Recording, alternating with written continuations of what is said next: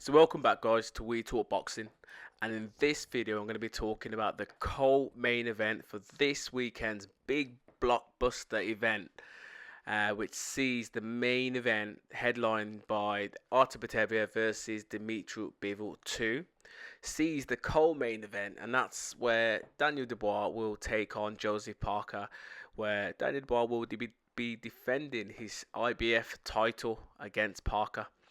Now, this sees the pair meet for the ring in the first time as professionals, and it's set to be, or how could I say it? It's shaping up to be a very, very exciting fight between the pair. Both guys are on excellent form in terms of their past 3-4 fights, of who they've took on and what sort of names they've beat. But both guys, in terms of their career, have kind of um, revived their career, I should say, because it wasn't long upon a time where, let's say, for example, we were talking about Daniel Dubois when he initially lost back in 2020 against Joe Joyce in a 10-round KO, where he pretty much was stopped because of that bad eye, that cut to the eye. Most people were writing him off. Most people were saying that he's done, he's no good, he's this, he's that. And just think, yeah, that was 5 years ago. And 5 years ago, he would have been 22, so he was still a young pup. And since then, yes, he's tasted defeat again in terms of the best and the pound for pound best heavyweight today, and that's in Alexander Usyk back in 2023. But he's revived his career, and he's pretty much a different man now, Daniel Dubois. And I'll mention some of the names that he's obviously beat. A lot of people who know boxing that have, I mean, like, not just, how could I say it, people that dip in and out of it who are quite a hardcore fans should know who Daniel Dubois has been in with, but I will mention a couple of names later on. But yeah, he's revived his career from after that unexpected, devastating defeat to Joseph Joyce. And Parker, in himself, he lost to Joe Joyce as well back in 2022. And again, people were writing him off. People were saying, well, he's done. You know what I mean? How could you lose to Joe Joyce? He's never going to have another world title shot. He's never going to be up there as considered one of the best heavyweights. And now he is, because of the people that he's beat in recent years. And again, where he is in the rankings and the performances that he's put on. So he looks like a different man and a different fighter. But Joseph Parker has lost another 2 times, so he's got 3 career defeats on his record. He lost in 2018 to 2 Brits. The first one was Anthony Joshua in a 12-round unanimous decision loss, and then the second one was against Dillian White in the same year in a, again, 12-round unanimous decision loss as well.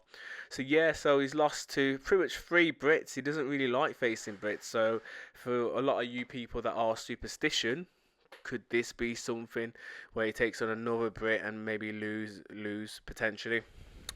But yeah, in terms of their physicalities and their records, etc., according to BoxRec, Joseph Parker currently ranked number 7 in their rankings in the world. People that are above him, you got Alexander Usyk, Daniel Dubois in number 2, Caballero, Anthony Joshua, Martin McCauley, Tyson Fury, and then you got Joseph Parker in number 7. Now, very controversial because realistically, AJ lost against Dubois recently. Should he really be that high? You know what I mean? Tyson Fury, back-to-back losses against Alexander Usyk. Should he be that high? So yeah, just a couple of names there where you're thinking, maybe. But yeah, in terms of his own country, New Zealand. He's ranked as the best New Zealand boxer as well. Now, I don't really know many other decent or good New Zealand boxers, so I'm not even going to go through their list, but he is pretty much their best boxer. He started his career back in 2012. He's 6'4", with a 76-inch reach, according to BoxRec. He's 33 years of age, and he pretty much fights out of or resides from New Zealand as well. But he spends a lot of his time in the UK training with the Furies and stuff as well. But in terms of the names that he's been in there with, he's been in some big names. Let's go way back. So I'm just on BoxRec. So yeah, so he has been in there with some decent names, and I'm just looking all the way back in terms of who he fought. Pretty much the early parts of his career, he's been in there with the likes of Carlos Takan, who he fought in 2016. He's been in there with Andy Ruiz, who he fought in 2016, and he beat Andy Ruiz in a majority decision victory in the 12 rounder as well. He took on a Fury, in 2017, where he beat him in a majority decision victory as well in a 12 rounder before losing back-to-back fights against Anthony Joshua, as I mentioned earlier, and Dillian White. He then went on a little bit of a rebuilding path after that as well, taking on a few fellow countrymen, if you could kind of say it. And then in 2021, he took on Derek Chisora in back-to-back fights, where he beat Chisora in a split decision the first time and then a unanimous decision in the second time, before tasting defeat in 2022 against Joe Joyce, and then in 2023 had back-to-back victories against Jack Massey and another fellow Australian. I don't even know how to pronounce this guy's name, before taking on Simon Keane, beating him, and then he took on Deontay Wilder and Zhilei Zhang, with two brilliant back-to-back victories against those two names as well. Two boogeymen of the division.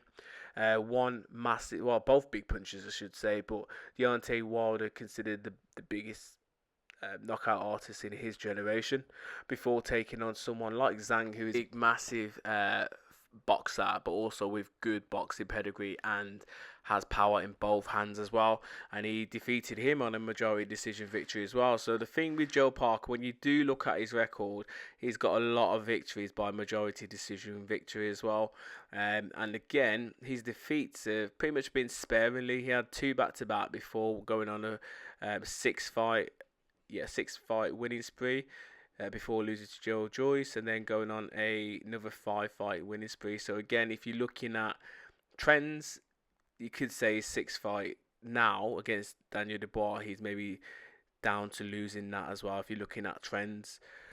But Daniel Dubois, 27 years of age, ranked in number 2nd in the world according to BoxRec, and the best British heavyweight boxer to date. Now his record stands at 22 wins with 2 losses on his record, and 21 of his 22 wins are come by KO, and the 2 defeats on his record have both been by KO as well. Now he started his career way back in 2017, and he has a 95.45% KO rate, which is high. He is orthodox, he's 6'5" and has a 78-inch reach according to BoxRec as well, and he fights out of London, Greenwich. So yeah, Daniel Dubois, again, looking at his career, so again, Frank Warren obviously built him up quite nicely before, making him take on his real first big test. But he has been in there with a few decent names before he had his bigger test. One of the decent names at the time was Kevin Johnson, a veteran, before taking on someone like a Richard Lartey in 2019. He then fought a British clash against Nathan Gorman in 2019 as well, winning that one by KO in 5 rounds, before taking on Ebenici Tete, who we recently know that Dillian White fought him this year. Was it back end of last year? Something like that. But anyway, took Dillian White some rounds, whereas Daniel Dubois knocked him out in 1 round. That was back in 2019. He then took on Joe Joyce in 2020, where he lost, or got stopped, depending on how you want to look at it, because of that bad eye. And then had a few more wins after that before taking on a Trevor Bryant, and this was in, I think, New York at the time. But anyway, he beat him inside 4 rounds, which was a very good performance at the time. I'm sure Trevor Bryant was, I'm sure he was the WBA regular champion, but he doesn't say that on BoxRec, but I'm sure he was at the time. He then took on Kevin Lerena in 2022, small heavyweight, but Dubois was down, down 3 times, I think, in the first round, and he's very, very, very, very, very lucky that the referee didn't wave the fight off, because he was all over the place. And as I said, Lorena's a very small, stocky heavyweight, sorted him out. But he gritted down, showed some cahooters, I should probably say, and then obviously managed to stop Lorena. And he dropped him twice before stopping him as well. So yeah, very good victory in the end. That fight only went 3 rounds as well, so there's a lot of excitement in those 3 rounds. But he was very lucky to make the 3 rounds. He then took on Alexander Usyk in his next fight, where he lost on a 9th round KO. And again, a little bit of controversy with that. Was it a low blow type of shot, body shot that he caught Usyk with? Usyk was smart, He used his brain, he used his experience, and played to the referee's hands. The referee gave him more time, but he then, Alexander Usyk showed that durability, that smartness, that something different that he's got, which is above the rest in terms of the heavyweights, and he just managed to put on a brilliant performance to stop Daniel Dubois in the latter rounds.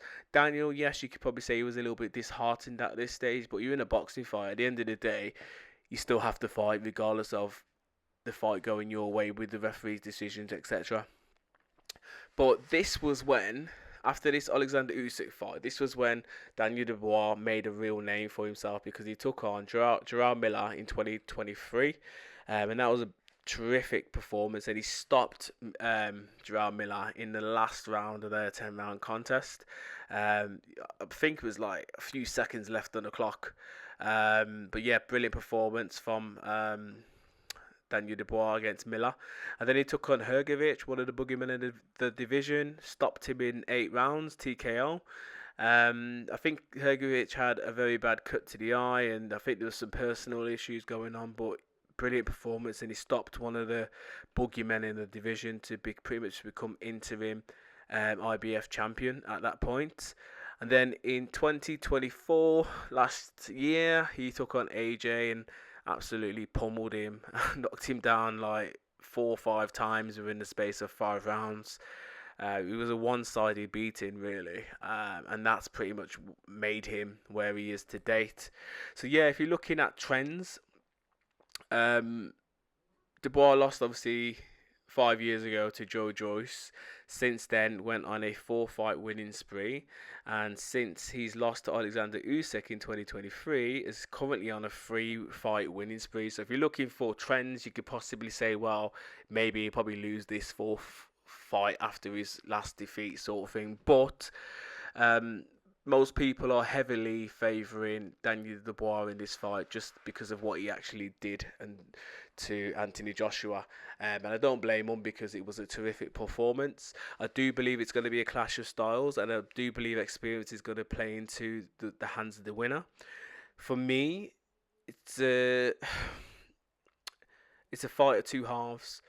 Daniel Dubois is going to be very strong and, very motivated and confident in the first half of the fight.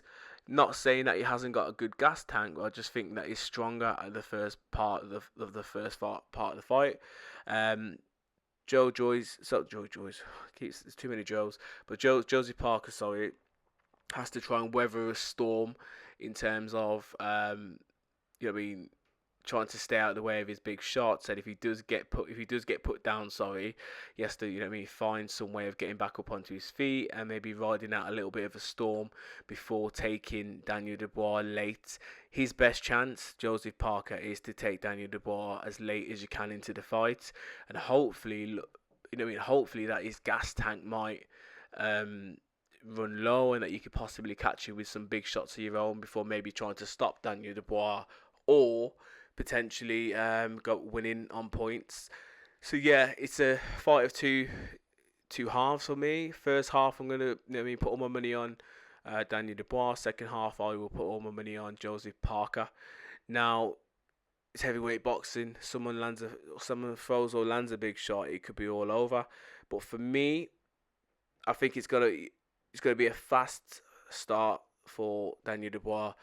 If he starts how he started against Anthony Joshua, I can't see Josie Parker living with him.